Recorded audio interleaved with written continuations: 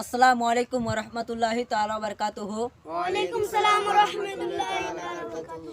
আপনাদের সামনে আমি 5 ওয়াক্ত নামাজ কে সর্বপ্রথম পড়েছিলেন সেটা জানার জন্য আপনাদের সামনে নিয়ে চলে এসেছি।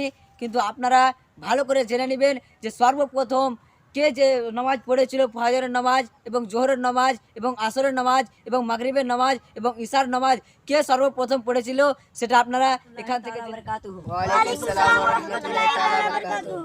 আপনি বলেন সর্বপ্রথম ফজরের নামাজ কে পড়েছিলেন? হযরত আদম আলাইহিস সালাম। আপনি বলেন জোহরের নামাজ সর্বপ্রথম কে পড়েছিলেন? হযরত ইব্রাহিম আলাইহিস সালাম। সর্বপ্রথম আসরের নামাজ কে পড়েছিলেন? হযরত আজিজ আলাইহিস সালাম। মাগরিবের নামাজ সর্বপ্রথম কে পড়েছিলেন? হযরত দাউদ আলাইহিস সালাম। ঠিক আছে ভাই, এবার আপনি বড় আছেন, আপনি বলবেন ইশারের নামাজ সর্বপ্রথম কে পড়েছিলেন?